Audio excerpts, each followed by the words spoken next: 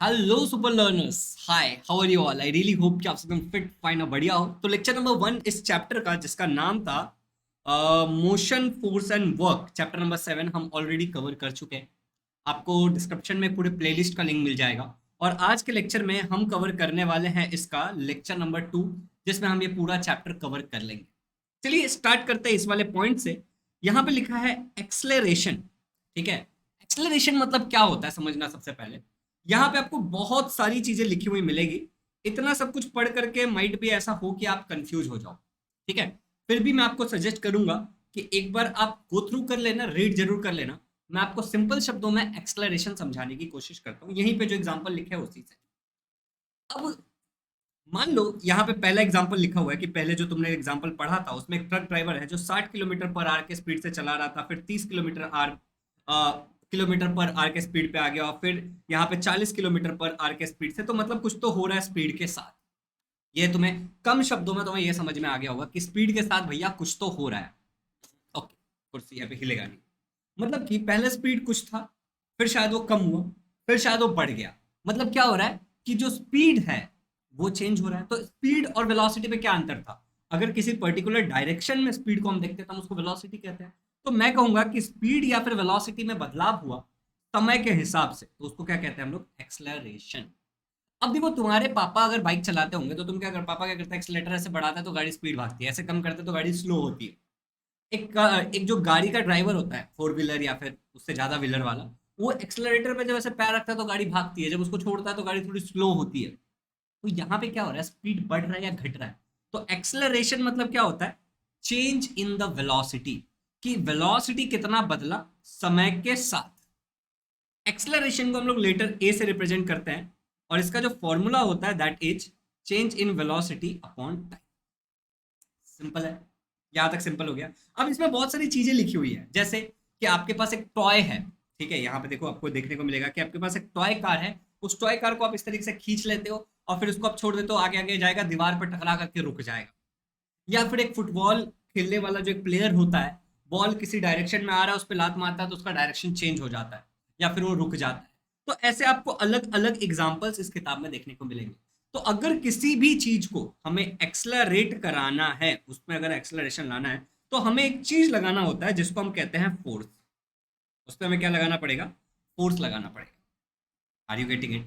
अगर मुझे किसी चीज का स्पीड बढ़ाना है, या फिर किसी चीज का डायरेक्शन बदलना है, या फिर किसी चीज को मुझे रोकना है, तो मुझे जो लगाना पड़ता है दैट इज फोर्स। तो अगर एक बॉडी पे फोर्स एक्ट होता है तो उसके कारण कुछ चेंजेस आ सकते हैं। अब ये फोर्स क्या होता है ये आपको शायद पता होगा। तो फोर्स का फॉर्मूला मैं आपको बता देता हूँ, होता है एम ए। ये फोर्स का फॉर्मूला होता है। Force is equal to mass into a for acceleration. M क्या था? मास। ये आपने लास्ट लेक्चर में भी, लास्ट चैप्टर में भी पढ़ा होगा। अब देखो, यहाँ पे आपको एक सवाल बोला है कि क्या आप ये यूनिट ऑफ एक्सलरेशन मीटर पर सेकंड स्क्वायर या वेरीफाई कर सकते हो। मैं आपको कम शब्दों में ये समझाने की कोशिश करता हूँ, आप देखना। बच्चों, मैंने आपको बताया था कि एक्सलरेशन जो होता है वो क्या होता है? एक्सलरेशन होता है वेलोसिटी अपॉन टाइम। वेलोसिटी का जो बच्चों यूनिट होता है वो होता है मीटर पर सेकेंड, और जो टाइम होता है बच्चों वो भी होता है सेकेंड। तो ये सेकेंड सेकेंड बेसिकली, अच्छे हैंडराइटिंग में लिख देता हूँ, इधर आपको शायद ना समझ में आए। ये देखो, मैंने आपको कहा कि एक्सलरेशन का मतलब होता है मीटर पर second, sorry, velocity upon time. Acceleration क्या होता है? Velocity upon time. और वेलोसिटी का यूनिट क्या है? मीटर पर सेकेंड, और नीचे जो टाइम है वो भी एक सेकेंड। अब अगर मैं ये मीटर पर सेकेंड ऐसे ही रखूँ और इस टाइम को उधर लेके जाऊँ तो मल्टीप्लाई बाय 1/टाइम हो जाएगा। ठीक है, तो ये टाइम जो है वो सेकेंड आ गया, इसका ये टाइम का क्या आ जाएगा? सेकेंड आ जाएगा। यहाँ पे भी सेकेंड ही होगा एक्चुअली। तो सेकेंड इंटू सेकेंड क्या हो जाएगा? सेकेंड का स्क्वायर। नहीं अगर समझा है तो एक बार और बताता हूँ, क्योंकि ये चीज एक बार में कई बार नहीं समझ में आता। ठीक है, तो थोड़ा सा ज्यादा जगह लेते हैं और अभी यहाँ पे लिखते हैं। देखो ओके, एक्सलरेशन बच्चों क्या था? Metre, velocity upon time. Velocity का यूनिट होता है मीटर पर सेकेंड, और टाइम का यूनिट हम लोग सेकेंड लेंगे। अब क्या होगा, ये मीटर पर सेकेंड जो ऊपर है उसको ऐसे रखेंगे, और यहाँ पे ये कुछ नहीं है, मतलब वो नीचे वन है। ठीक है, तो अगर मैं ये डिवाइड में ना, यहाँ पे ये क्या है? डिवाइड में, तो अगर मैं उधर लेके जाऊंगा तो मल्टीप्लाई में उल्टा हो जाएगा। तो मैं बोल सकता हूँ एम मल्टीप्लाई बाय 1m, और सेकेंड मल्टीप्लाई बाय सेकेंड हो जाएगा सेकेंड स्क्वायर। तो मीटर पर सेकेंड। अब मैं आशा करता हूँ कि इतनी बार बताने के बाद तो आपको समझ में आ ही गया होगा कि हमने इसको वेरीफाई कर लिया है।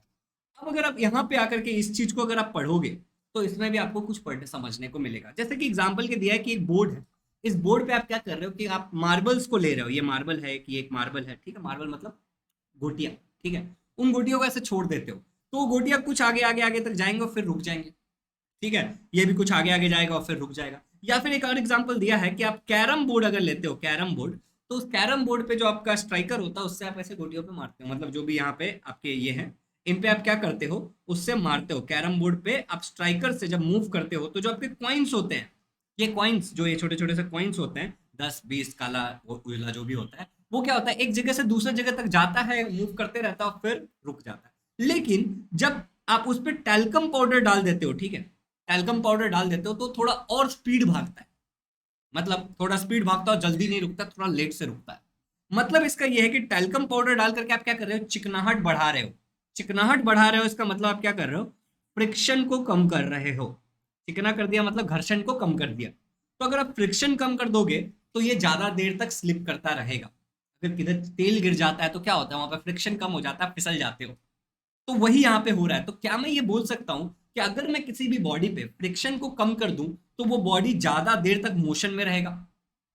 जैसे ये जो गोटियां हैं इसको मैं अगर रेत के ऊपर ऐसे फेंकूं तो वो कम जाएगा, वही अगर ग्लास के ऊपर फेंकूं तो ज्यादा दूर तक जाएगा। सिंपल सी बात है, ग्लास मतलब कांच का टुकड़ा, सही बात है ना। तो क्या मेरा फ्रिक्शन अगर कम हो जाए तो उससे फर्क पड़ता है। अब देखो एक बात याद रखना, अगर कोई भी बॉडी को अगर मूव करना है तो उसको फ्रिक्शनल फोर्स को ओवरकम करना पड़ता है। लाइक ये जो मेरा पेन है, अगर इसको आगे की तरफ जाना है तो ये मेरा हाथ और ये पेन के बीच में जो फ्रिक्शनल फोर्स होगा उससे ज्यादा फोर्स होना चाहिए। समझो, ये मेरा हाथ है, एग्जाम्पल के लिए समझना, ये ओके, इस पे आप समझ जाओगे। ये एक सरफेस है लेट्स से, ठीक है, ये वाला एक सरफेस है और इस सरफेस पे आप मान लो कि ये गाड़ी है। अब अगर इस गाड़ी को आगे की तरफ जाना है तो इस ये दोनों टच हो रहा है ना, इस जो टच से जो घर्षण है जिसको फ्रिक्शन कहते हैं, ये जो फोर्स से जो ये आगे जा रहा है, जिसको हाथ से मैं फोर्स लगा रहा हूँ वो ज्यादा होना चाहिए। अगर वो ज्यादा नहीं होगा तो ये आगे नहीं जाएगा, वो रुका रह जाएगा। समझ गए? तो फ्रिक्शनल फोर्स से ज्यादा आपका अप्लाइड फोर्स होना चाहिए।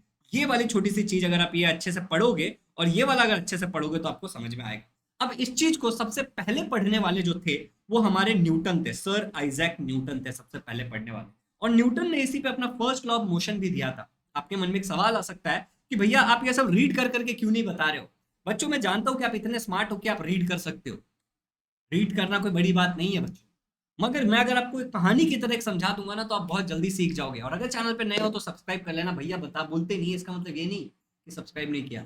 आपको भैया से 7th 8th 9th 10th 11th 12th सब पढ़ना है, ठीक है, भैया आपके साथ। चलो आगे बढ़ते हैं। तो अभी यहाँ पे देखो क्या है कि ये वाला जो अपना पार्ट है हमने समझ लिया। तो न्यूटन ने इसको सबसे पहले पढ़ा था और न्यूटन ने इसको नाम दिया गया था Newton first law of motion. तो क्या है देखो, ये if no force is acting on a body, मान लो कि कोई बॉडी पे कोई फोर्स नहीं लग रहा है, जैसे एग्जांपल के लिए ये एक गाड़ी है एग्जांपल के लिए और ये मेरा हाथ सड़क है, तो अगर इस पे कोई फोर्स नहीं लग रहा है तो ये गाड़ी आगे नहीं बढ़ेगी। इसका मतलब ये हो गया if no force is acting on a body its velocity does not change, वो आगे पीछे नहीं जाएगा, उसका कुछ भी आगे पीछे नहीं होगा, वेलोसिटी नहीं बदलेगा उसका, ठीक है। The the body does not accelerate, अगर वेलोसिटी नहीं है तो। अब देखो ना, acceleration is equal to velocity upon time. अब वेलोसिटी का वैल्यू अगर 0 अपॉन टाइम हो गया तो ओवरऑल 0 हो गया, मतलब कि एक्सलरेशन 0 हो गया। समझ आ गया? तो it does not accelerate. In other word अगर सिंपल शब्दों में समझने जाए तो if a body is stationary, अगर एक बॉडी रुका हुआ है तो वो स्टेशनरी ही रहेगा, वो रुका ही रहेगा। और अगर एक बॉडी मोशन में है, ठीक है, तो वो मूव करता रहेगा उसी वेलोसिटी के साथ सेम डायरेक्शन में। इसी चीज को सिंपल शब्दों में इनर्शिया भी कहते हैं। अगर आपने लास्ट लेक्चर मुझसे पढ़ा होगा तो मैंने बहुत डिटेल में इसको समझाया है, इनर्शिया इसी को कहते हैं। चलिए आगे बढ़ते हैं। वो do you have learn what is meant by force, तो क्या आपको फोर्स समझ में आ गया? तो सिंपल सा फोर्स का definition, force is equal to mass into acceleration. Mass आपको पता है, एक्सलरेशन आपको पता है। अब देखो यहाँ पे क्या लिखा है दुनियादारी का, जरा देखते हैं। You have learn what is meant by force, ठीक है। You have seen that body is accelerated due to force. आपने देखा कि अगर मेरे पास कोई m मास का चीज है तो उसको अगर मुझे आगे भेजना है तो मुझे उस पर फोर्स लगाना पड़ेगा, तभी वो एक्सलरेट होगा। और तभी तो फोर्स का जो फॉर्मूला होता है वो मास इनटू एक्सलरेशन होता है। मैं आपको समझाता हूँ, इसको न्यूटन सेकंड लॉ भी कहते हैं। अब देखो जैसे कि मान लो कि ये जो है ये m मास है इसका, मान लो 1 ग्राम इसका मास है, तो हम m बोल देते हैं 1 ग्राम की जगह। अब अगर मुझे इसको यहाँ से यहाँ पहुंचाना है तो मुझे इस पर क्या करना पड़ेगा, एक फोर्स लगाना पड़ेगा। तो मैंने फोर्स लगाया तो यहाँ से यहाँ चला गया। तो ये कुछ भी मास जिसका कुछ था वो एक्सलरेट हुआ, ये रुका हुआ था, ये इसका स्पीड चेंज हुआ, मतलब एक्सलरेशन हुआ। स्पीड का बदलना, घटना, बढ़ना, उसको एक्सलरेशन कहते हैं। तो ये यहाँ से यहाँ गया, क्यों गया? जब मैंने फोर्स लगाया तो यही तो है भाई फोर्स, और क्या है? फोर्स है मास इनटू एक्सलरेशन। इसी को न्यूटन सेकंड लॉ भी कहते हैं वैसे। चलो, तो सपोज यू प्लेस 1 किलोग्राम का कोई स्टैंडर्ड वेट है, ठीक है, और उसको आप किसी सरफेस पे रख देते हो जहां पे कोई भी घर्षण नहीं है, बिल्कुल फ्रिक्शन नहीं है, तो जाते रहेगा जाते रहेगा जाते रहेगा, ठीक है, and pull it with an acceleration of 1 metre पर second, where force applied is called as 1 Newton.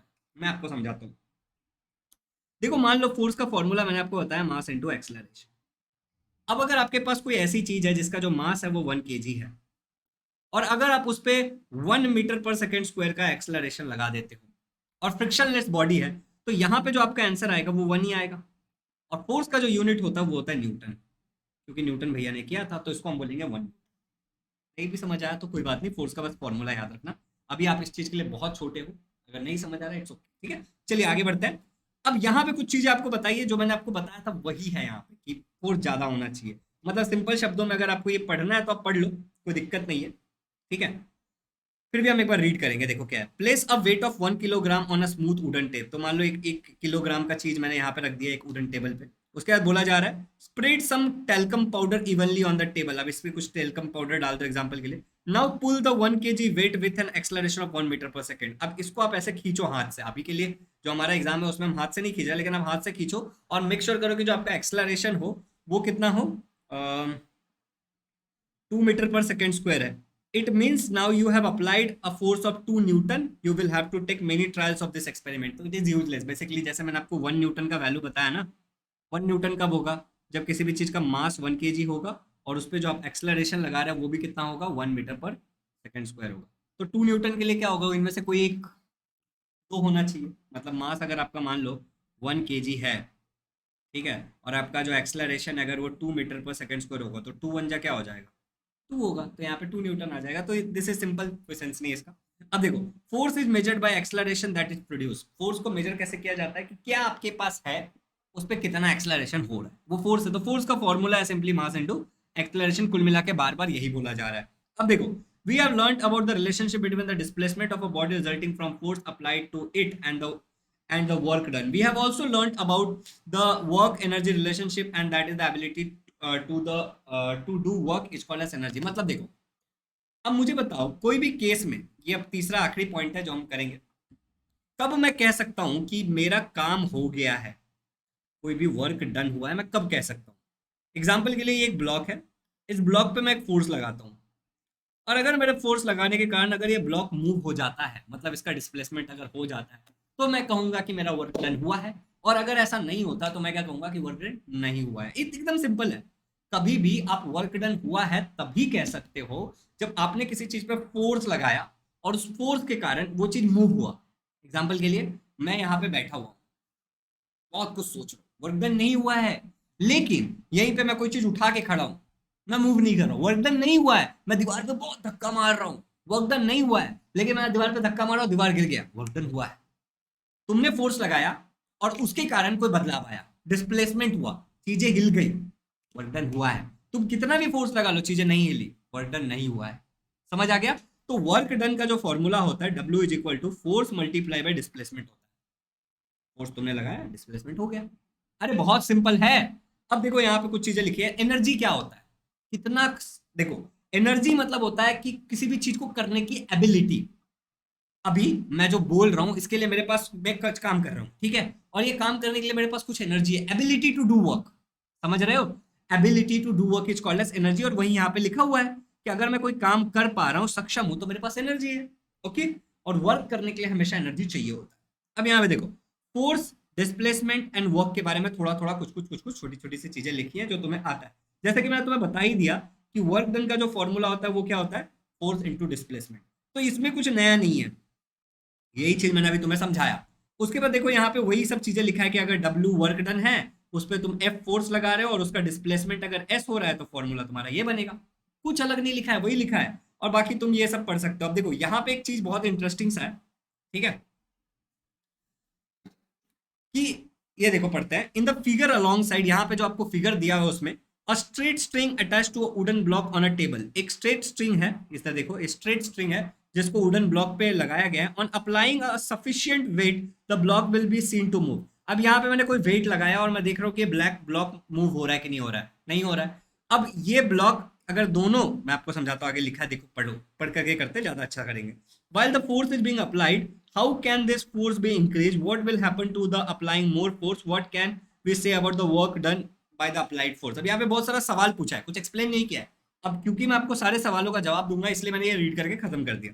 अब ये वाला भी रीड कर देते हैं। If the block move forward we can say that it has been displaced due to the displacement, we can say that the force has done some work, can we measure the work, now we know the work done depends on the force and the displacement, which of the following formula। तो यहाँ पे formula का जिक्र किया है, फिर बोला है कि एसआई सिस्टम में जो आपका वर्क होता है उसको जूल में मेजर करते हैं। जैसा अभी फोर्स के लिए न्यूटन होता है ना, तो इसके लिए वर्क के लिए क्या होता है, जूल होता है, ठीक है। और ऐसे खाली जे लिखते हैं इसके लिए। चलो, उसके बाद बोला गया है कि फोर्स के लिए न्यूटन होता है, जो आपको पता ही है, और डिस्प्लेसमेंट को मीटर में मेजर किया जाता है। और सीजीएस सिस्टम में वर्क का जो यूनिट होता है वो अर्ज होता है। सीजीएस सिस्टम में क्या होता है, अर्ज होता है। और ये सीजीएस सिस्टम क्या होता है, एमकेएस सिस्टम क्या, ऐसा यूनिट क्या होता है, ये सब मैंने आपको लास्ट चैप्टर में सिखाया। अभी देखो, ये इधर कुछ भी हार्ड नहीं है, ठीक है, इधर कुछ भी नहीं हार्ड है। मैं आपको एक बार फिर से समराइज करूंगा तो आपको समझ में आएगा। ये वाला एक्सपेरिमेंट समझो क्या है। इस एक्सपेरिमेंट में कह रहा है कि एक वुडन ब्लॉक है और यहाँ पे एक दूसरा तुम्हारे पास वेट है।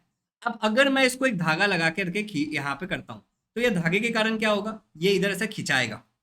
लेकिन मान लो कि ये तुम्हारा 1 केजी का है और ये तुम्हारा 1 ग्राम का है, तो क्या इससे कोई फर्क पड़ेगा? अरे कुछ फर्क नहीं पड़ेगा।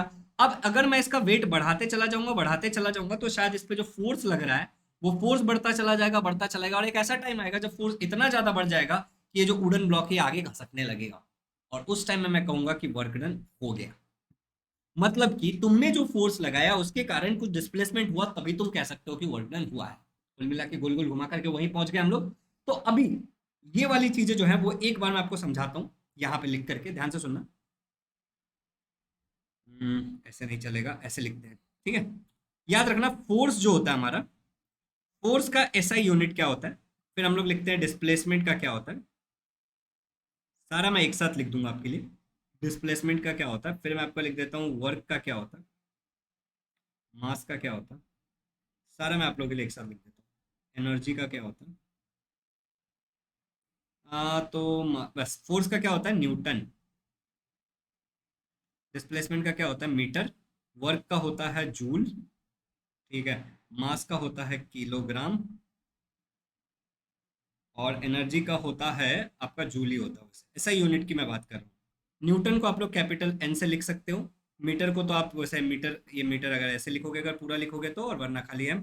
जूल को आप कैपिटल जे से लिखते हो, किलोग्राम को आप केजी लिखते हो, और जूल को आप कैपिटल जे से लिखते हो। Is it clear? अगर अब मैं सीजीएस यूनिट की बात करूँ तो यहाँ पे होता है डाइन, आप लिख लेना वीडियो पॉज करके। डिस्प्लेसमेंट का होगा सेंटीमीटर, वर्क का होगा अर्ज, ठीक है, मास का होगा ग्राम, और एनर्जी का भी होगा अर्ज। ये सीजीएस यूनिट, ठीक है। ये सारे सीजीएस यूनिट है जो मैंने यहाँ पे लिखा है, ठीक है। और यहाँ पे जो भी मैं लिखा वो एसआई यूनिट है, और यहाँ पे मैंने आपके फिजिकल क्वांटिटी लिखी।